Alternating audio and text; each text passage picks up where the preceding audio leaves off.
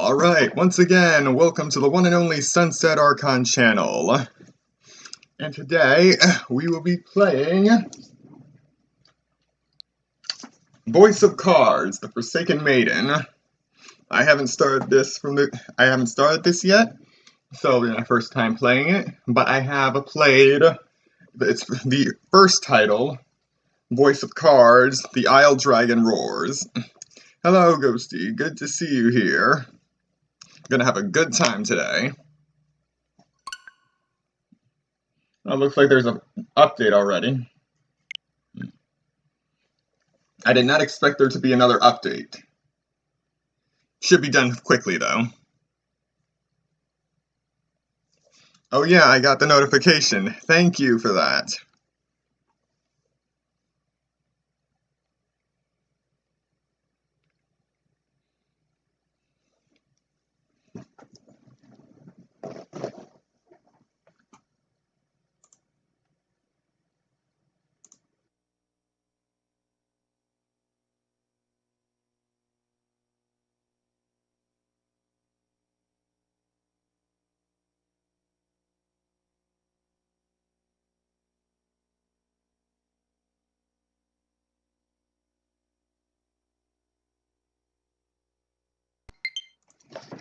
Oh yeah, that stream was pretty good.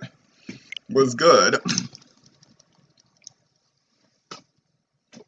Oh, no worries. I might actually play that game myself. It's Runner 3, right?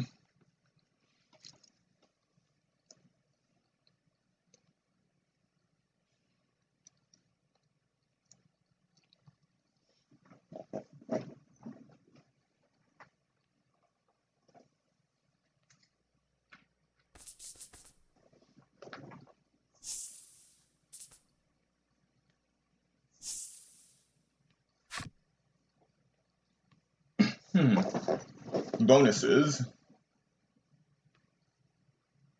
Wheel of Fortune pattern. An ocean tile table.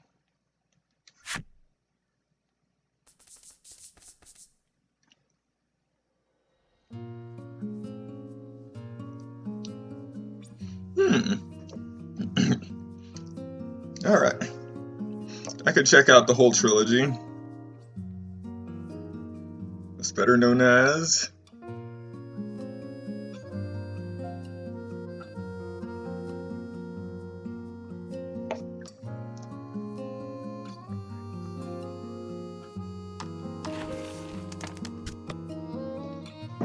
Bit Trip presents Runner 2, Future Legend of Rhythm Alien.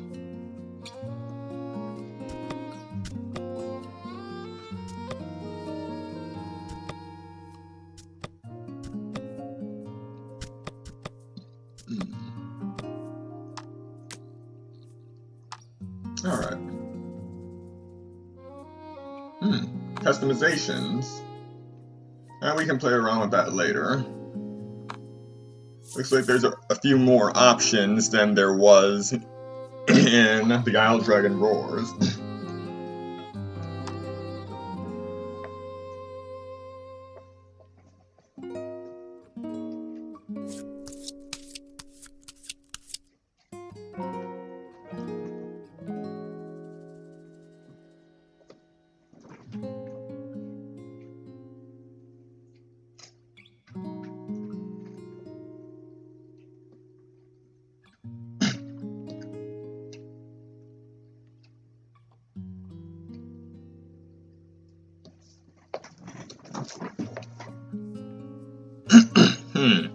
Interesting.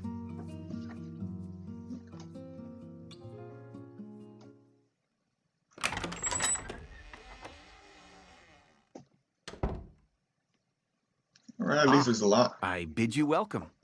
I shall be your game master for this tale. I'm starting. It is a pleasure to have you. Now then, just like this, I will be using cards to draw you into the world of this story. Alright. Before we get started, I'd just like to tell you, Ghosty, and anyone else who would be interested in playing this game that it is best to play on the... if you're playing on the Switch, it's best to play this game when docked. Actually docked, not just plugged in with a USB cord, because with the original Voice of Cards game, this game's battery consumption easily outpaced my charging. So, just a quick disclaimer for you. If you're playing handheld and then suddenly the battery is very low, it's best to dock it if you want to keep playing. For PlayStation 4 players and PS5 players, I think you'll be good.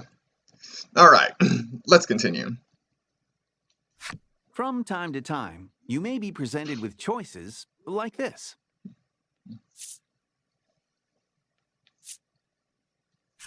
That's correct. It doesn't mean anything, but still, good job.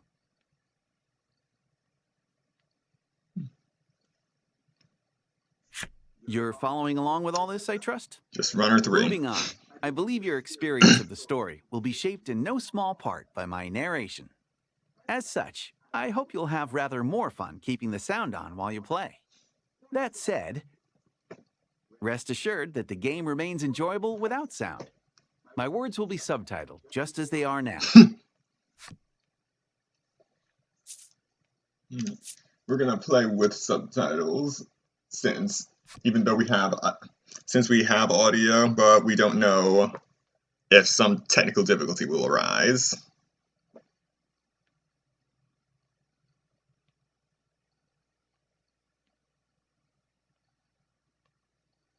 True, trophies do make the game a lot better. It would be nice if I know for Switch, Nintendo is very unlikely to make a trophy system in Switch anytime soon, what with people still raving about having customizable themes and dark mode on their Switch. But developers could at least put some kind of trophy system in the game itself. That is still feasible. Oh, congratulations. 500th time today.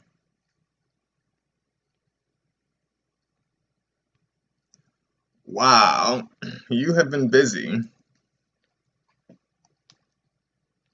Right. With the formalities sorted, we're all ready to begin the game. My. Yeah, you can hear the sound of the waves. Oh, how very evocative. Now then, let's begin our tale. Allow me to welcome you to the world of Voice of Cards. You're about to step into the shoes of the hero of this tale as he sets forth on a grand adventure. Said adventure takes place in a remote part of the sea, in which ancient traditions are alive and well. You will touch the hearts of many who dwell in this place as you journey to change fate's promise of untold ruin. I can handle it. I believe in you. I believe your journey will be a success. And on that note, it is time for that journey to begin. May the waves see you safely across the tides.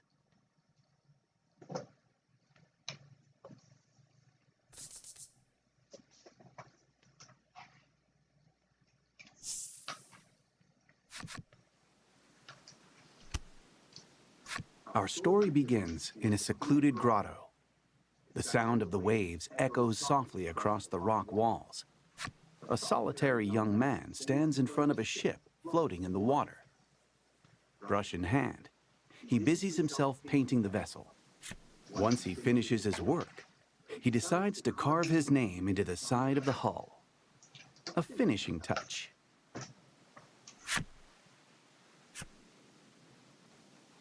All right.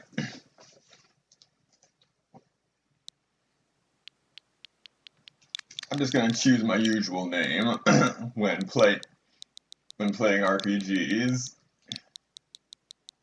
I use this name from everything to these new games and Pokemon. It's worked so far for my primary.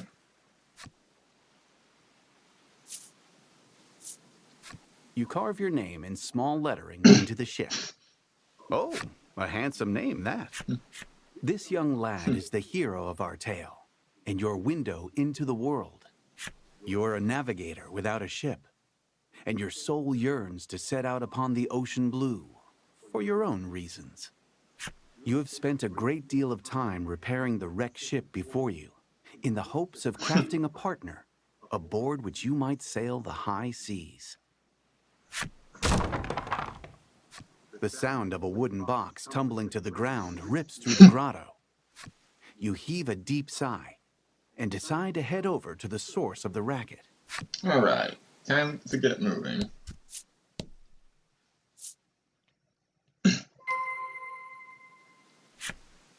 So basically, the world of Voice of Cards is entirely made out of cards and this, what looks like a chess piece. And you move these around the cards and go to different parts of the cards in order to advance the story.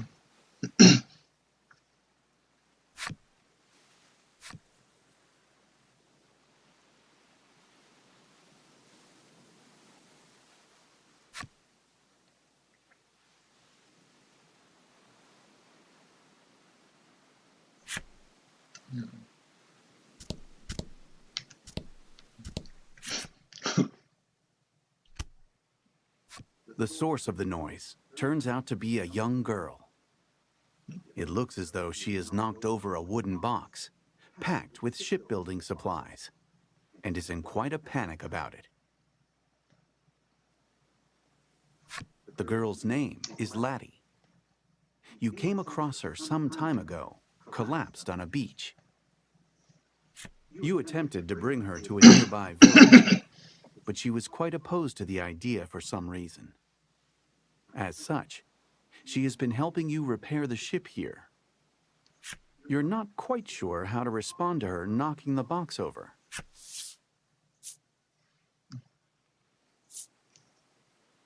I'm pretty patient. It's okay, you say in a gentle, reassuring tone. Laddie's worried expression melts away, replaced by one of relief. You move to leave the grotto, saying, "I'm going to the village to get some food." Laddie waves goodbye, her forlorn smile seeing you off. The young woman has lost her ability to speak. Neither of you have any knowledge of how she ended up in her situation, and you spend many quiet hours together in the grotto.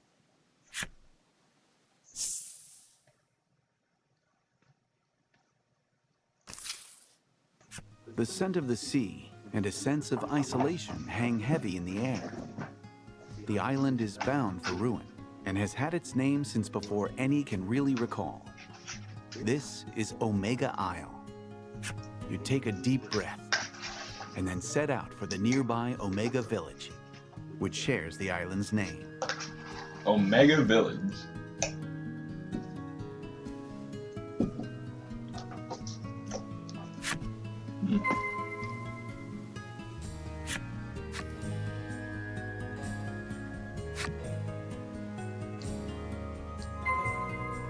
Alright, let's start getting the map open.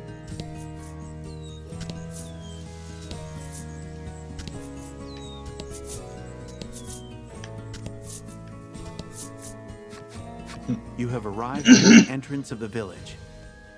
You spy a shadow skulking about in the midst of a thicket.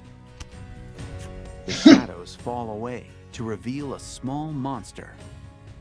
It's unusual to see one this close to the village. It might be cute, but it's still a monster and a threat. You must slay the beast before it can cause trouble or worse in the village. And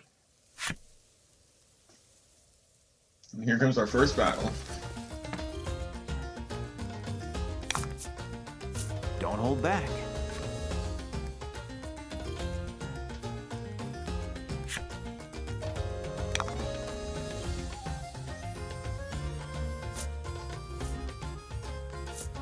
Alright, I can work with this.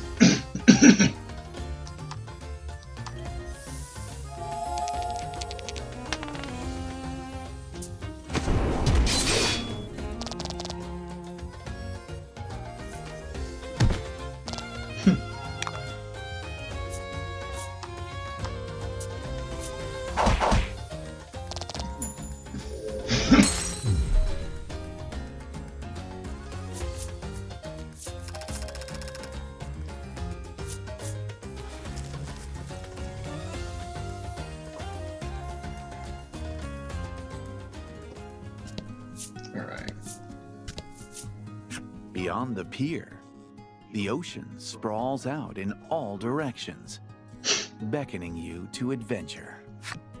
And obviously you can't walk on water. You can't. But once you flip the cards face up on the map, you can actually fast travel to any card in the area. So, for example, you also can't walk on mountains.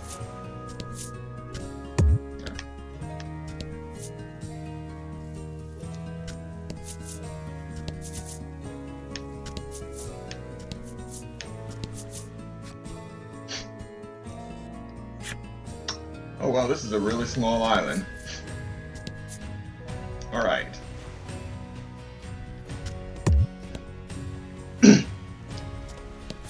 Now we have a good idea of what we're dealing with. An old spire stands tall before you. Alas, there's little reason to go poking around within.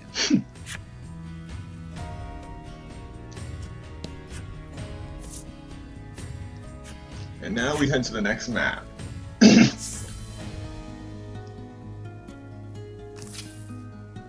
Gorgeous flower beds burst with blossoms that will one day wilt and wither away, much like Omega Village itself. This is a village that has accepted its fate to be but a moment in time, destined to fade.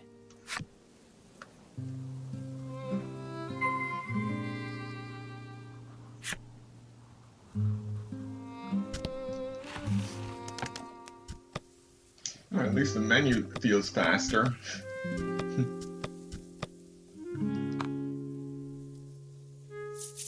Still takes a while for that part.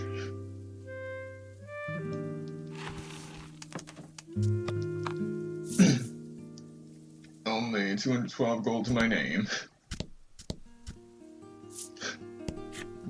An island in want of a maiden shall fall, he mutters, to no one in particular.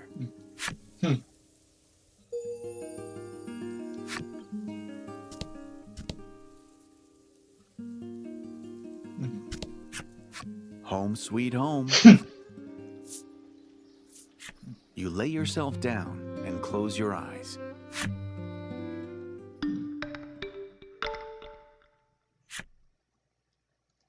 Okay. Note, I can sleep in my own bed. This might be the last time I see this flower bed, the boy says, gazing forlornly at the flowers.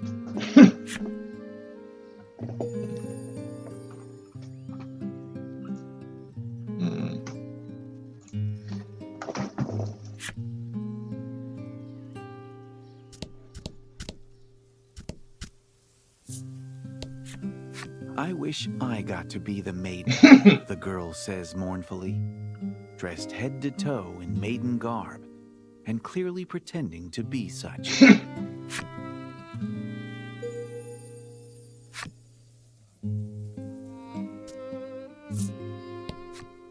A lone woman diligently cleans the grounds of the maiden shrine.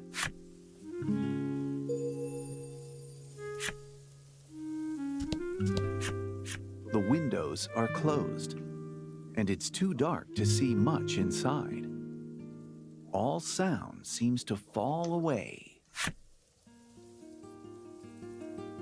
Alright, let's move on. You stop in at the mayor's house and discover that he already has a guest. The two are engaged in discussion. You listen in and learn that they are troubled by monsters that have appeared near the village and have been devouring precious stores of food. The villager sighs deeply. I suppose it's about the end for the village, they say flatly before departing the mayor's home. The man left standing in the room has a certain sagacity about him. He notices you waiting and inclines his head in greeting. Sagacity. His name is Grief. As the village's mayor, he spends his days dealing with all manner of happenings around town. He looks to be at a loss over the damage being caused by the monsters. It would likely be a simple matter for you to deal with the beasts.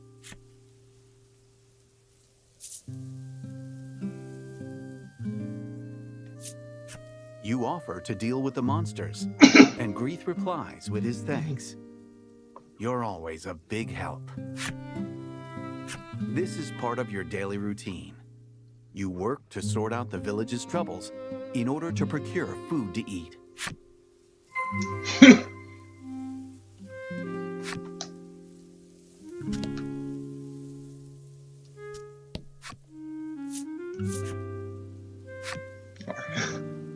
All right, save right here.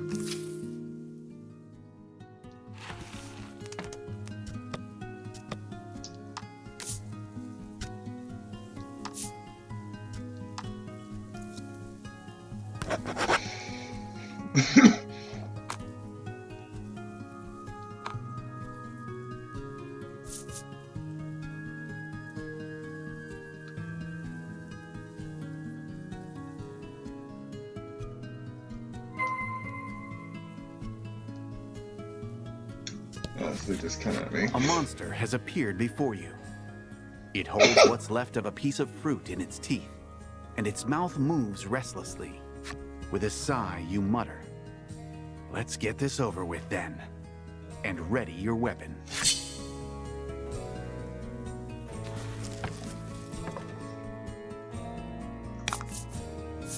Don't hold back.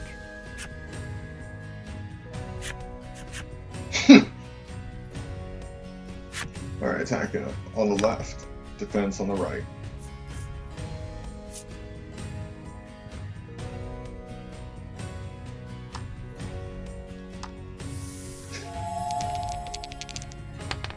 Alright, my roll is much better this time.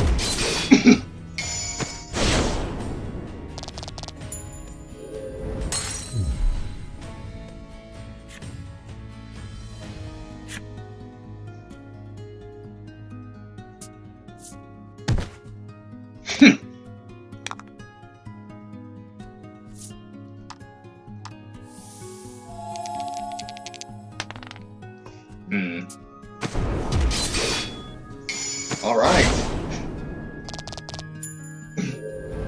Unless it's a critical, I can still win.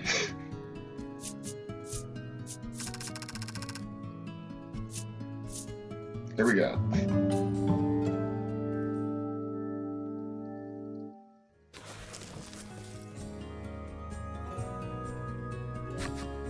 With practiced skill, you swing your weapon. The blade flashes through the monster's throat. Merciless. Perfect aim. It would appear that you are quite accustomed to killing. You wipe the blood off your weapon. As you do, you notice a shadow in the distance. Another monster, perhaps?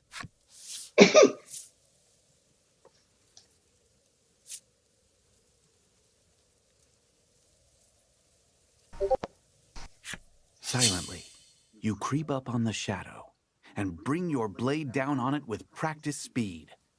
But the shadow nimbly evades your strike and runs off.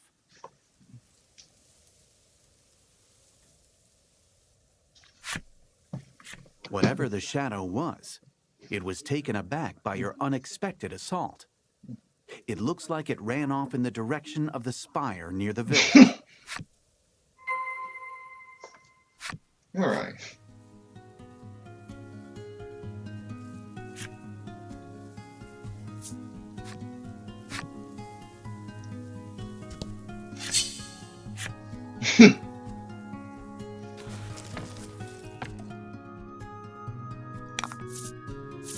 And fight.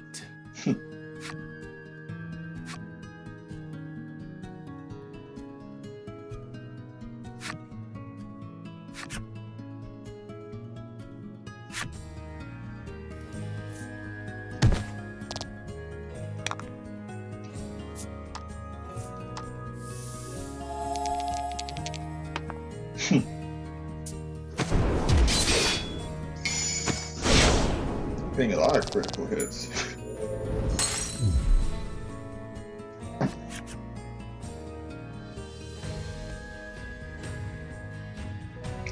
Some of your attacks are elemental in nature. 6 elements are fire, water, bolt, wind, light, and dark. I've noticed this with a lot of RPGs, especially the Dragon Quest series. There's no earth element. Why is that?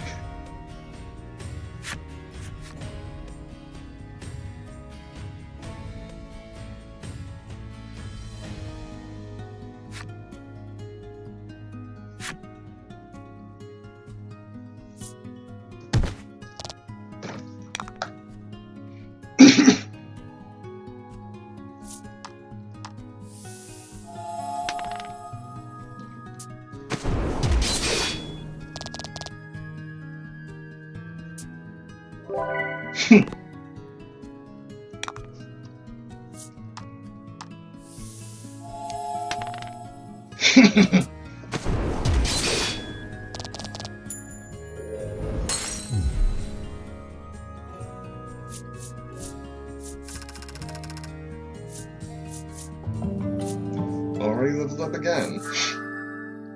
And got try attack.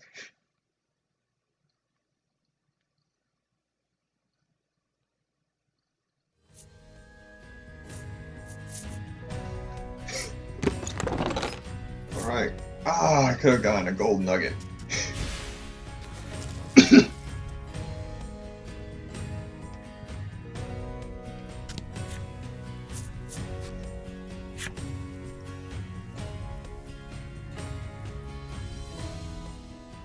You stand before the Spirit Spire, said to have been erected to protect the island. Yet with the villagers having accepted ruination, it now stands forlorn, an edifice without a purpose. This place, so named for the spirits themselves, is one that the villagers do not enter. Despite this, you say to yourself, I have to get rid of the monster, and decide to profane the place with your presence.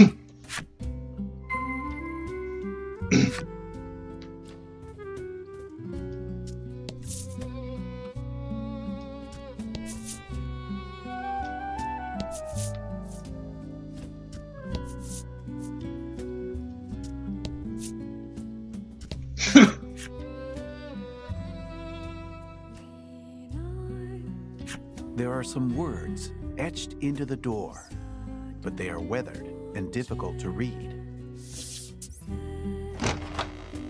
Worried though you are about whatever the words might say, you nonetheless try pushing the handle.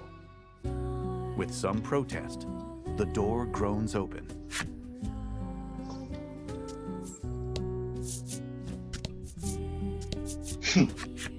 You spy the shadow of the monster you encountered earlier.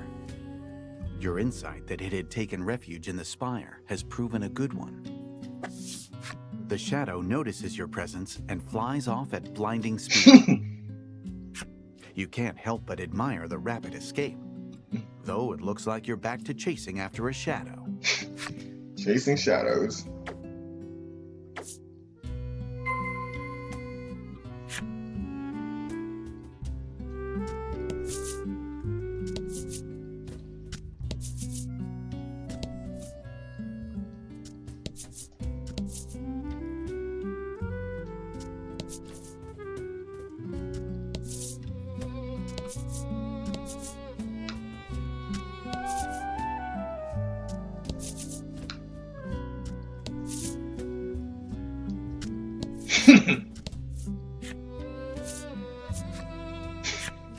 So it's a spire.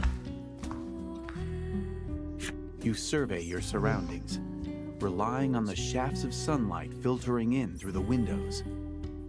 However, you're unable to see the monster from where you are.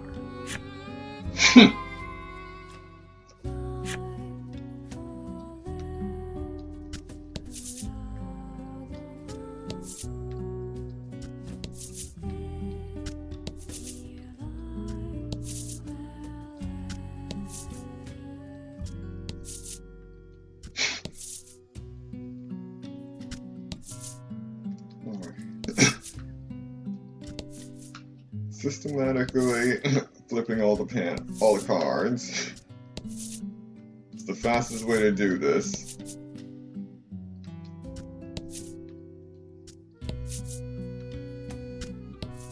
Alright. In the back of the large hall, there is an altar, which evinces a sense of deep mystery. The altar is wrought of a strange kind of stone, its surface polished smooth.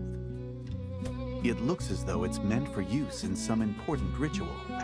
You approach the altar to check that there are no places for monsters to hide themselves away inside it.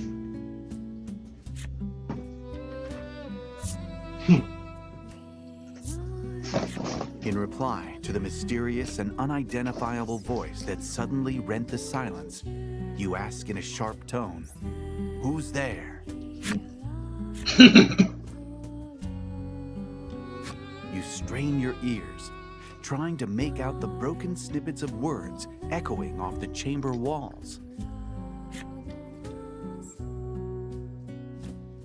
After speaking a word that rings familiar to your ears, Laddie, the voice becomes impossible to hear. It cannot be. Could you truly have heard the voice of the spirit from the maiden's myth passed down on the island? All signs of the monster you were in pursuit of seem to have vanished. For the time being, you decide to return to the village and report your success.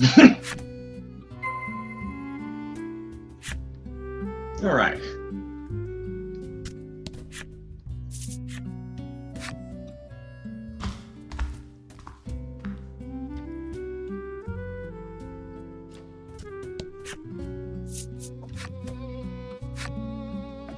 So for now, we're going to grind a little outside.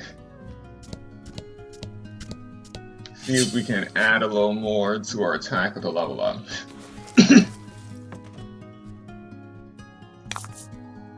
Don't hold back.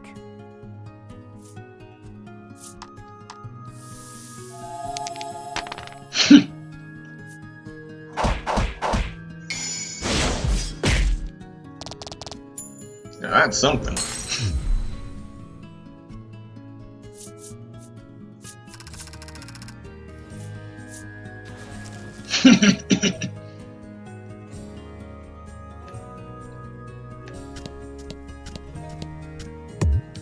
Alright, so it takes a little while longer to regain controls on the overworld after completing a battle in the first game.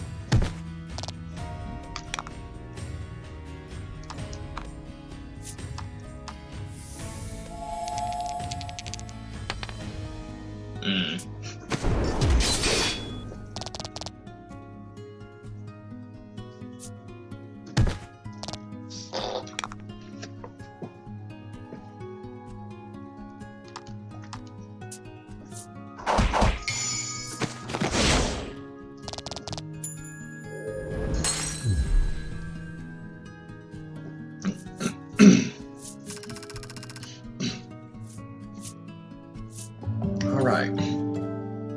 Finally, our attack went up with that level up. Yes! Alright, a little gold nugget sells for 100 gold. But in this game, they have an item that wasn't there before, Omnisalve, which recovers 10 HP for all allies.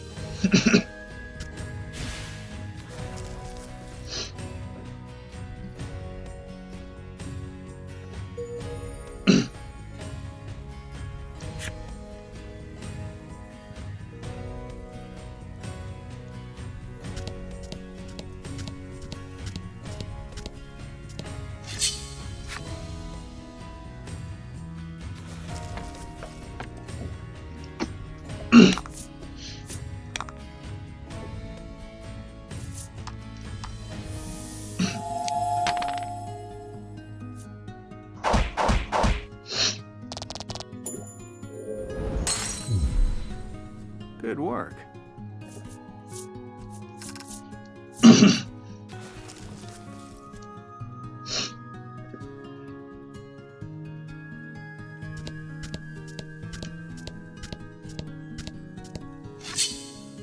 You know, now that I think about it, I should have at least played the original version of the game without the download, just to see how it was.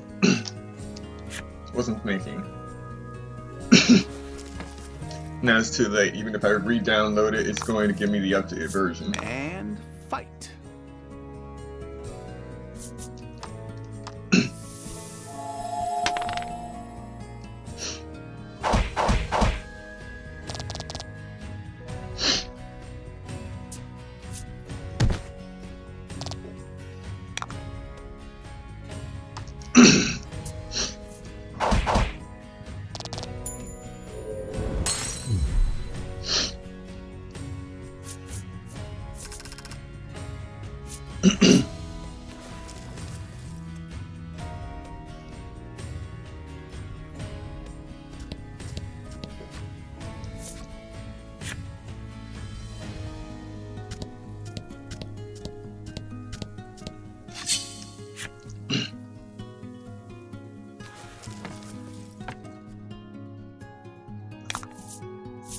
Fight him off.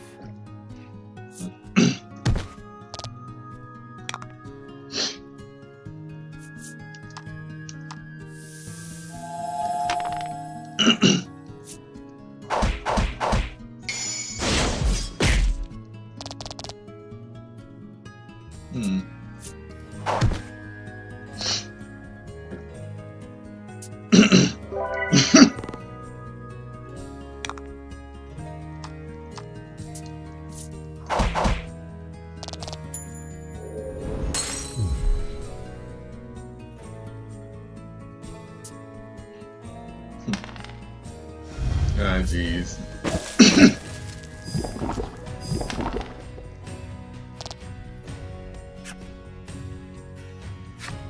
Oh.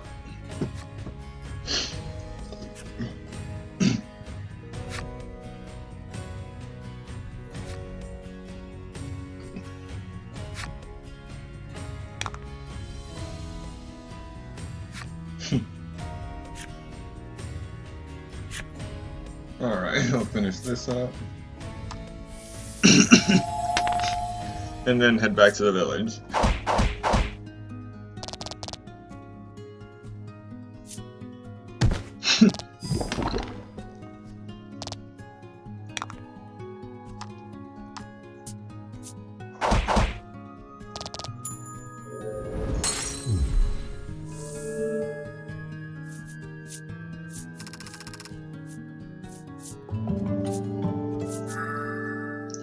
And to level up, we get our first skill. Unshakable. Gain immunity to attack and defense debuffs.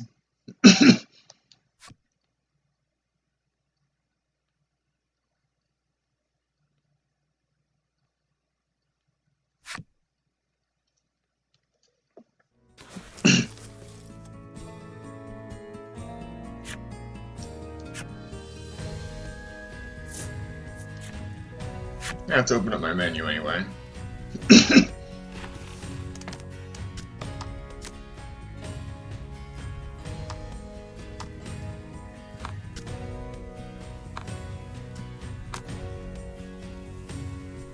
Alright, level up. Heal me too.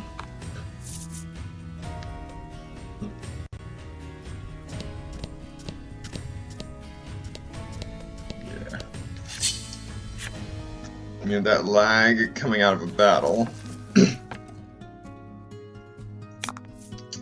Don't hold back. It's cool that the entire world is represented by cards, but the downside is the entire world is represented by cards. So it takes a while to process each card, especially with the detail in them. Processing nearly 100 cards per scene. Then there's the table, that box, the crystals. all the lighting. That can be pretty hardware intensive. So, Ghosty might have it right playing this on the PS5.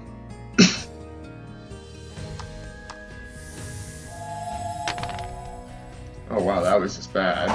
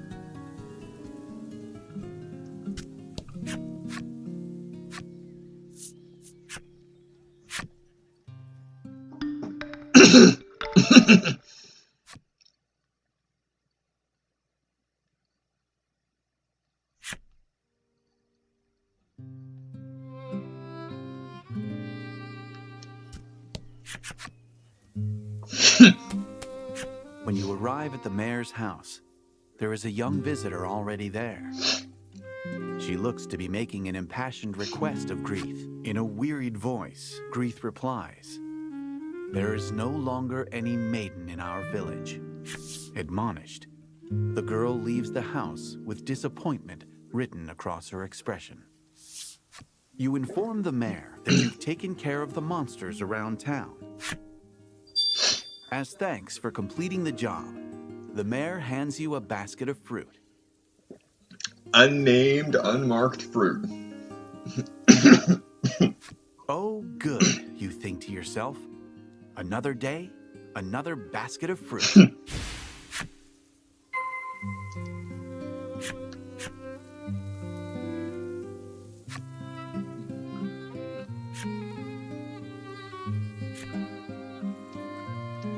Alright, not gonna view the collection right now.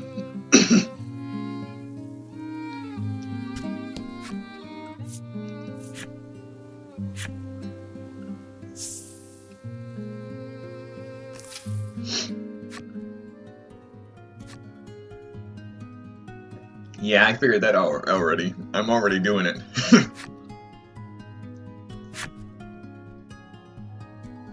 That was always my intention.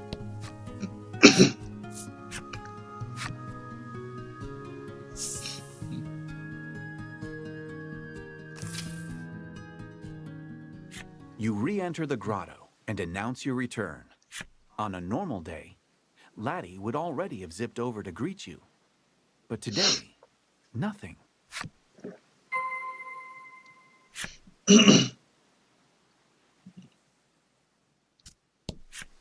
The ship you've constructed gently bobs in the waves.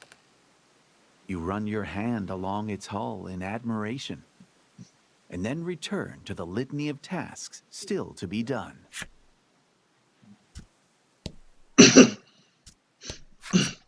You walk over to Laddie and discover that she is sound asleep. Life in the grotto is not one of creature comforts. Rather, a fair few inconveniences. You've tried several times to bring Laddie to the village, but she was adamantly opposed on every occasion. You sometimes catch glimpses of her face while she sleeps. Always it is contorted in anguish, as though she is in the throes of a terrible nightmare. You notice a bulky book lying open next to Laddie, filled with carefully drawn words and images. It seems to be some kind of picture book that Laddie made herself. You know, I confess, I am a bit curious. We don't need to do that right now. You can't help but feel like you ought to refrain. But in the end, you cannot overcome your curiosity. and decide to take a look at the picture book. You know, sometimes I wonder what the point of these options are. Beside evocative images of deep forests and towering mountain ranges, Laddie has written a story patterned after the Maiden's myth. The picture book story is set in a small village replete with nature. The village enjoys the promise of peace and tranquility, thanks to the young woman born to be the Maiden. The Maiden goes before the altar to perform a ritual, which invokes the power of a great spirit to protect the village. You look over the artwork, a spitting recreation of the altar you saw in the spire, and think back on the mysterious voice. The voice claimed it was a spirit, and you're certain it spoke Laddie's name. You were so caught up in the thoughts racing through your head that you failed to notice Laddie had awakened. Laddie seems embarrassed that you've seen her book. Tears prick the corners of her eyes. I'm innocent. If Laddie were indeed the Maiden, it would be no exaggeration to call her the very light of hope, a protective force that could save the island from its encroaching ruin. With faint expectation tightening your chest, you consider taking her to the altar in the spire.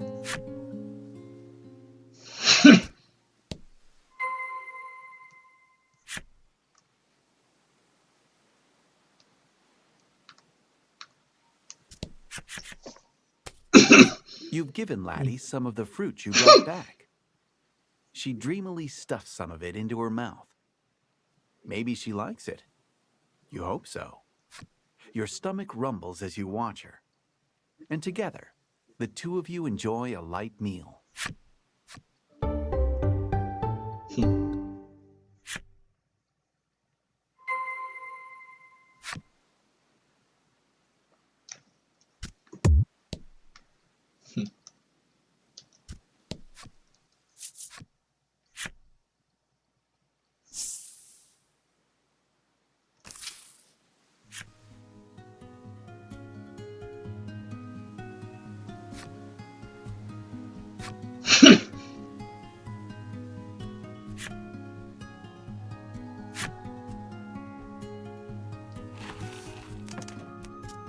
Been saving from the start.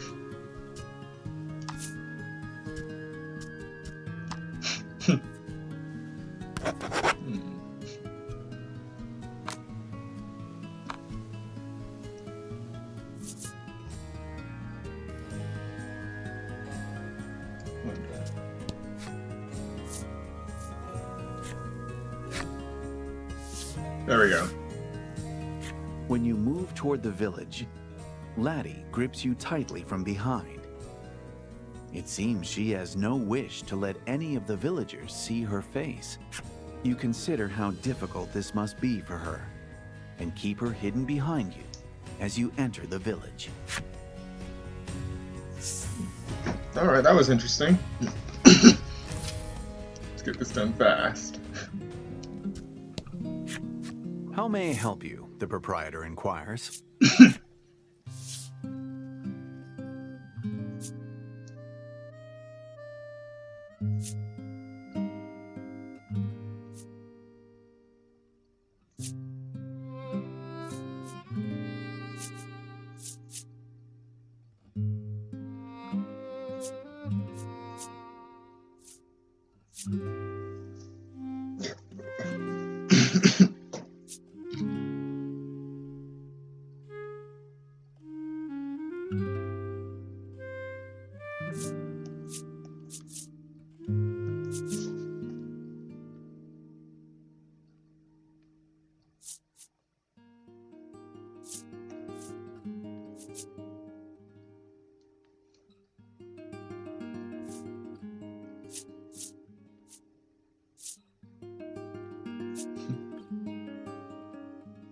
Will that be all? The proprietor asks.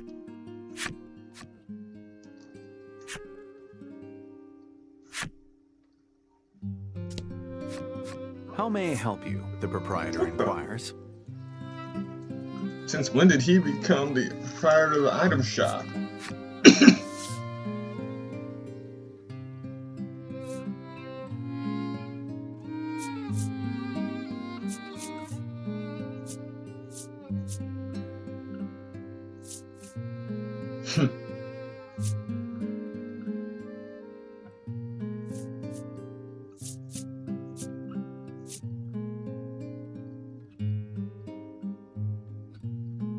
Alright, well.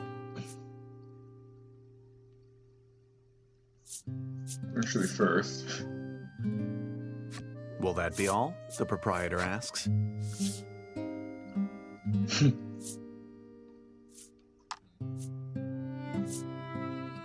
Oh yeah, this is much easier. So this little gold nugget first. So I already have an Inspire elixir.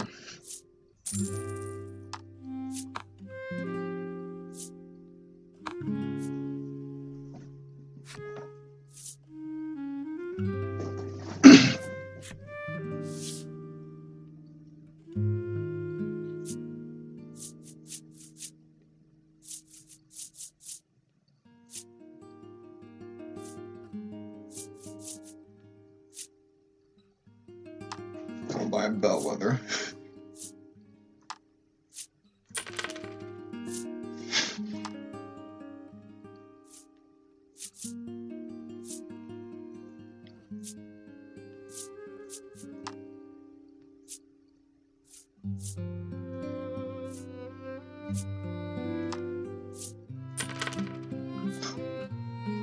Chew on me, Sal.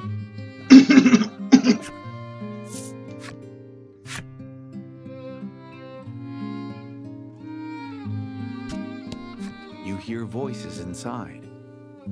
Grieth appears to be holding a meeting with the other villagers to ease their troubled minds. You'd better not interrupt.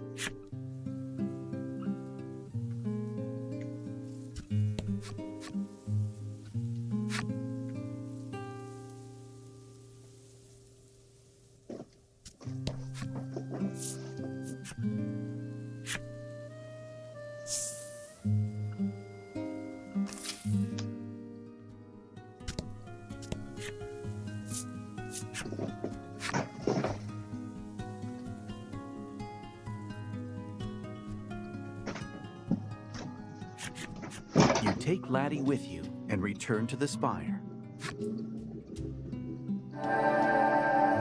As you approach the entrance of the spire, the staff that Laddie clutches close begins to emit a faint light. Seeing the mysterious light, you are convinced Laddie has a deep connection to the spire. Her expression uneasy, Laddie takes hold of your sleeve with a tentative touch. All right.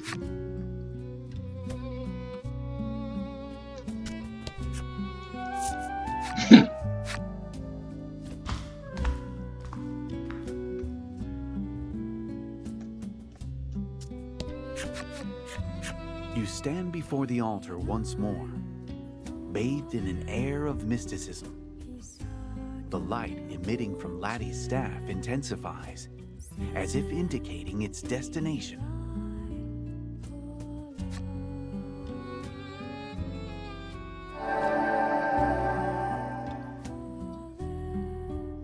In response to the enigmatic voice, Laddie's staff exudes a dazzling light.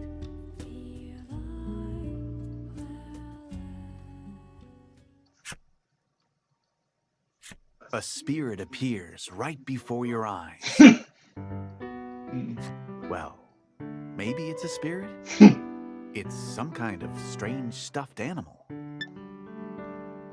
Wow.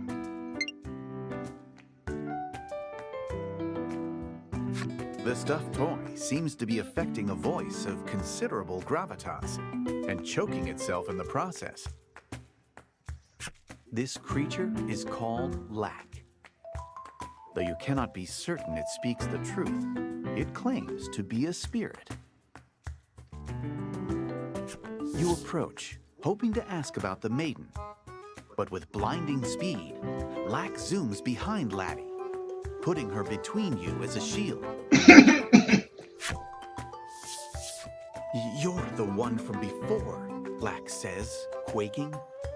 It would appear that you're mistaking the creature for a monster, and doggedly chasing after it has made it rather afraid of you.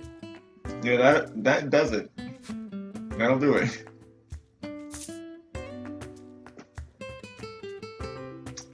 So I could give him a salve. Never really hit him, so that won't help. A sword. That'll make him even more terrified. Trying to make it a fair fight. I'll go with the fruit.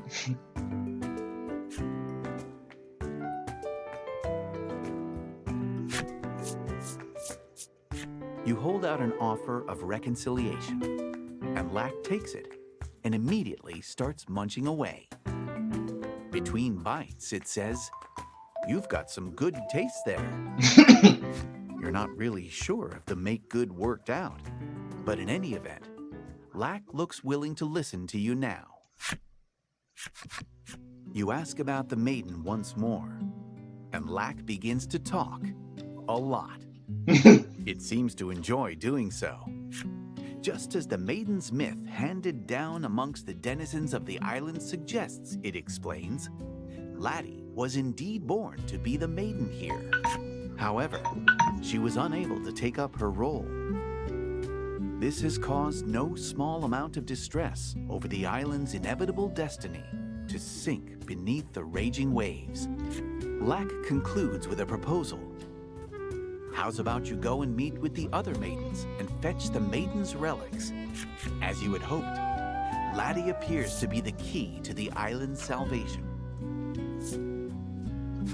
This island is not the only one home to a spirit. There are islands throughout this archipelago, and upon each dwells one of the 4 maidens who govern their own spirit.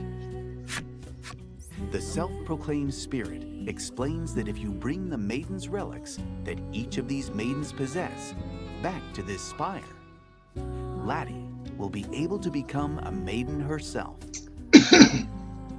Laddie shows the staff in her hand, wearing an expression that seems to say, "This is a maiden's relic." Mm-hmm.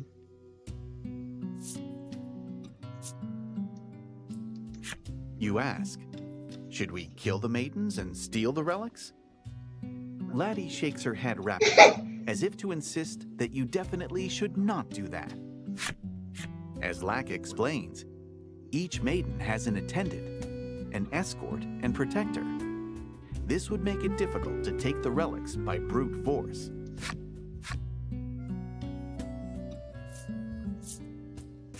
If Laddie becomes a maiden and performs the maiden's ritual at the altar, the island can be saved. The world-changing immensity of what you have just learned echoes in your mind. It takes you a little while to fully digest it. But it does just so happen you've been readying a seaworthy vessel for your own purposes. You accept Lack's proposal to help Laddie become a maiden.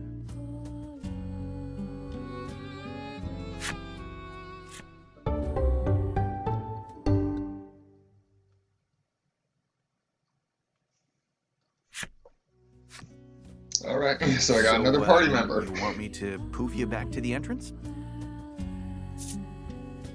Sure. You decide to make for the spire's exit.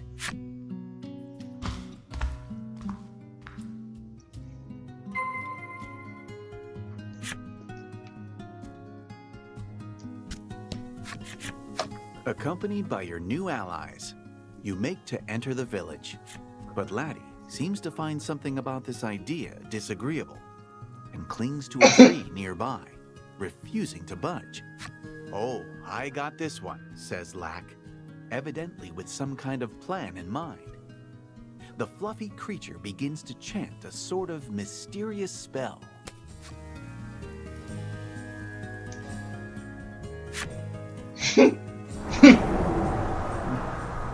Suddenly, The heck? Laddie's face is transformed into that of an odd old man's. Laddie touches her transformed visage and then gives a thumbs up, perhaps as if to say, "Good job." You are a god. But Laddie looks sideways at you as she walks into the village, her identity now safely hidden.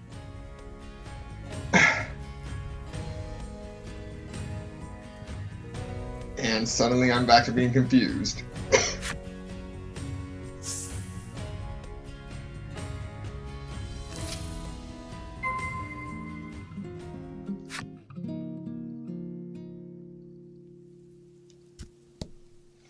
This is your home. A desk pushed up near the wall is adorned with an unfurled map and a scattering of books. The navigation map is of your own design and depicts the various islands in this region of the sea. It contains information on the maidens of those nearby islands, culled meticulously from books and the tales of passing travelers. Before all of this, you had found yourself unable to merely sit and watch the village's decline, and so planned a voyage to seek aid from the maidens of the other islands. After popping into the back room, you emerge with a carefully polished ship's wheel and present it to your companions. It is the final piece of the ship you restored at the grotto. With it, you will finally be able to set sail on the voyage you have dreamed of for so long. You have made ready for the voyage, but before you set sail, you decide to stop in at the mayor's to say your farewells. That's likely a red flag. So I'm gonna save.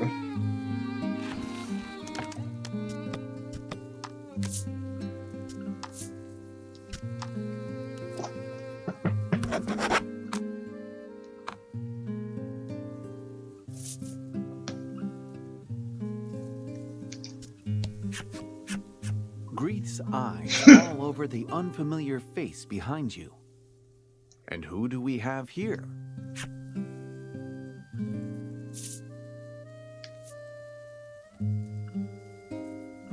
You respond, a traveler, weary from a long journey. Grieth looks upon her with sympathy.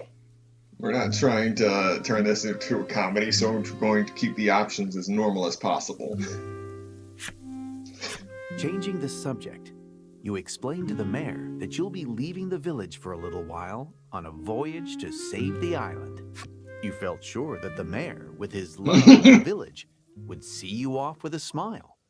And yet the moment you explain that you found a maiden who can save the island, his attitude changes like the fickle sea winds, and he voices opposition to your journey. This island is destined to meet its end, he says. You can practically sense him digging his feet in. You cannot fathom why he, the mayor of the village, would believe something like that. Though each of you hold the island in your hearts, you cannot reconcile the difference of opinion. Like lovers going their separate ways after an acrimonious spat, it looks as though you will be setting out on bad terms. You believe that your desire to save the island will prove to be the right perspective.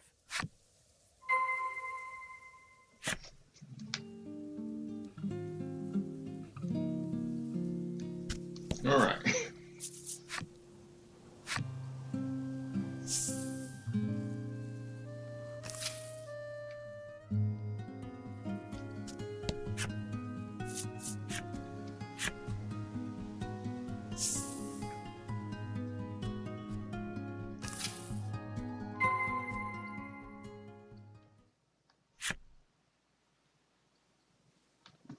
I'll actually walk for this one.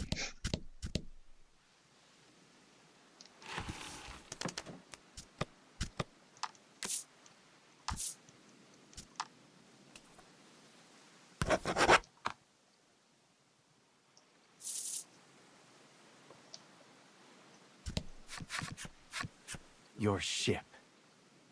Your trusted companion. Once a mere wrecked husk that you labored to bring back to life with months of sweat and toil. You climb up to the stern, and with every bit of care you can muster, you attach the wheel. The final stroke upon the canvas.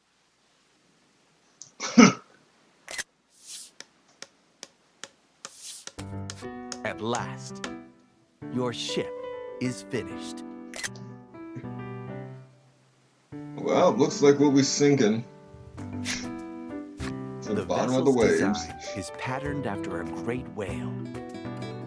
There are a number of mismatched parts, but that particular quirk only makes you love it all the more. As you look over your handiwork, you realize that your companion on this upcoming journey will need a name. What would a fitting name be, you ponder?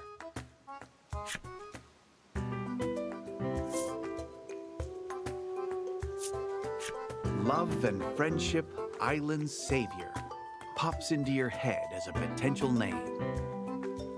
You decide to use your mental eraser to excise that particular idea.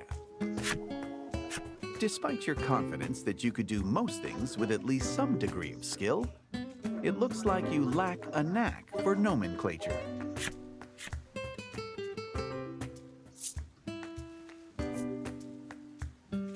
Laddie tears a page from her book and then scribbles a name down on it. In her small handwriting is written, The Bon Vent.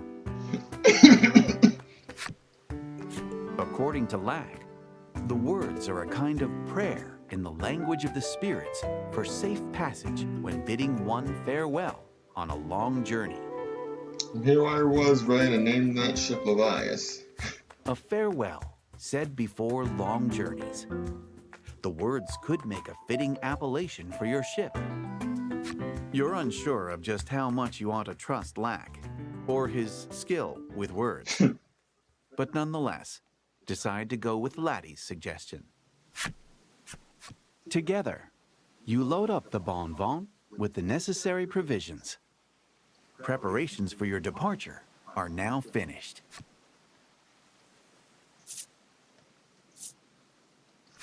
You throw your hands upon the ship's wheel and shout, "Weigh anchor!" with gusto. Your voyage has begun.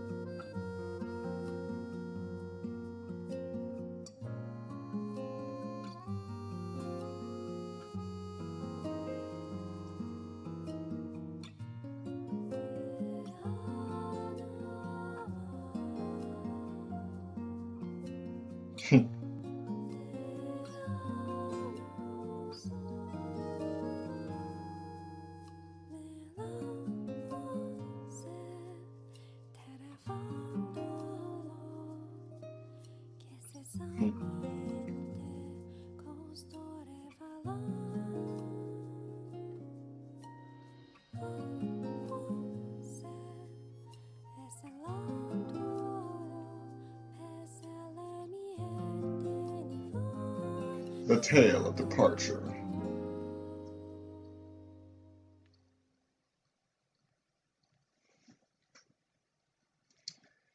Alright, this has been the prologue of Voice of Cards, The Forsaken Maiden. Though your ship had long since forgotten the taste of seawater, it nonetheless cuts through the waves like a fillet knife through fresh fish. It is your first sea voyage. Laddie's eyes glitter as she looks out at the horizon, stretching ever onward over the endless blue expanse. She opens up your homemade navigation map, checking the locations of the islands where the other maidens live. On the island to the south of here lives a beauteous maiden garbed in azure robes, as though the sky itself is wrapped around her. Ooh, azure. Got my attention. After closing up the map, You grasp the wheel like a familiar old friend and tell the ship where you'd like to go. You now have free rein to sail across the sea as you see fit. Excellent. This is the first time we're using a piece other than what looks like a pawn. New tales await you when you put into port on an island where a maiden dwells.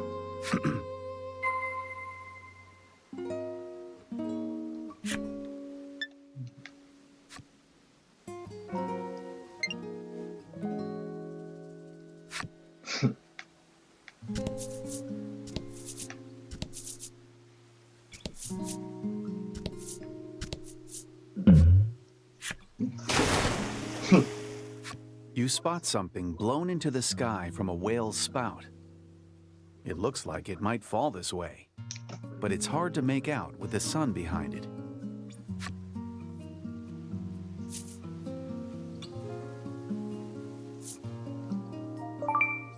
You open your arms wide, and into them falls a fish. It's a fat, tasty-looking fish. Your companion's stomachs growl at the sight of it. Recalling it's about time to eat, you deftly prepare it and share a friendly meal. Interesting.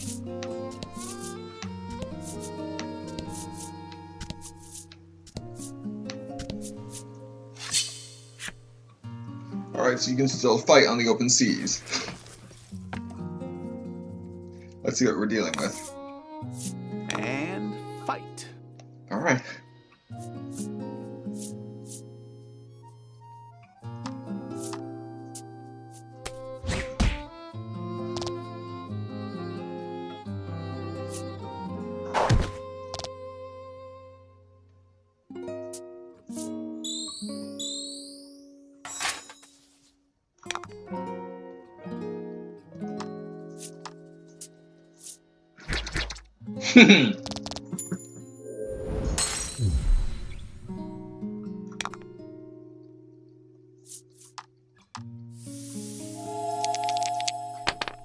All right.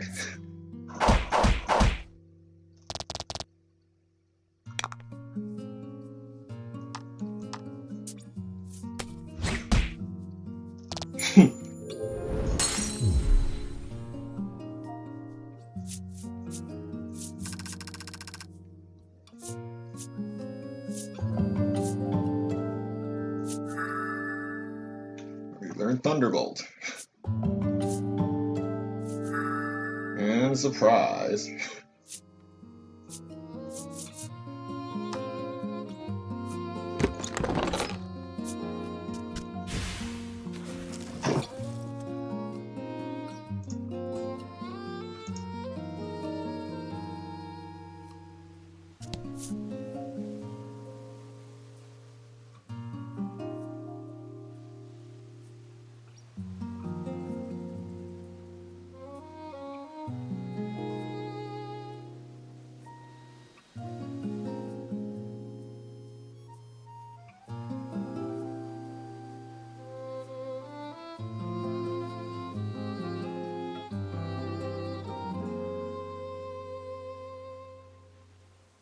I don't know what it is, but there's just something.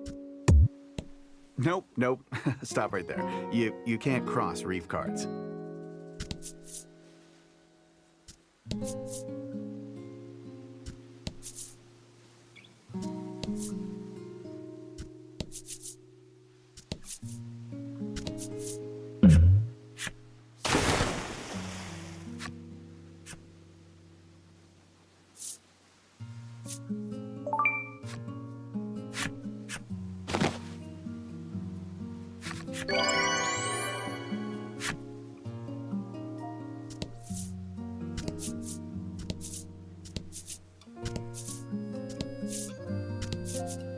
Ah, the great open sea.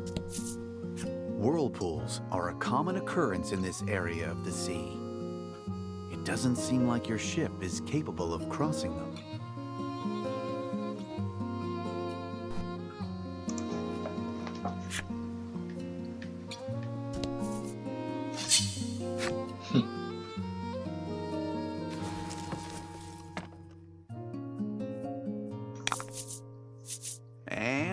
fight.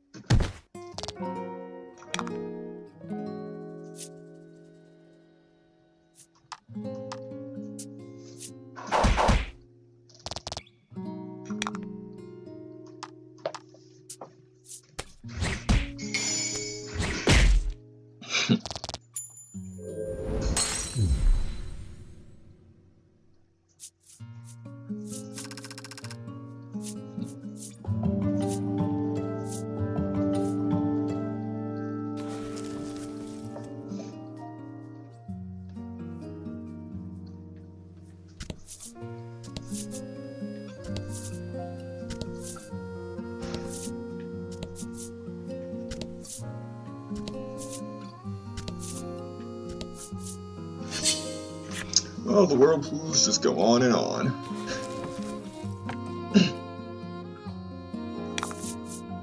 Alright, this will be the final battle for this game.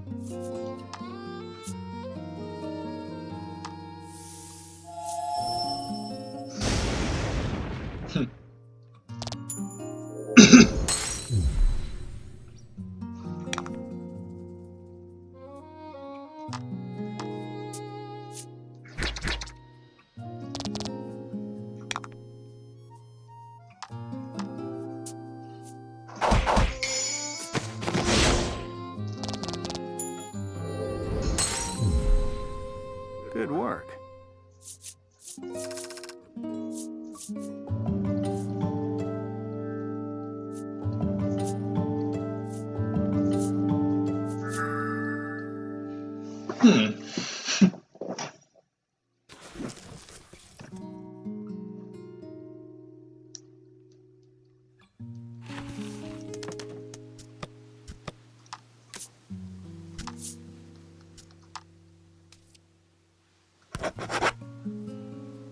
Alright, and that is it for today with Voice of Cards, the Forsaken Maiden.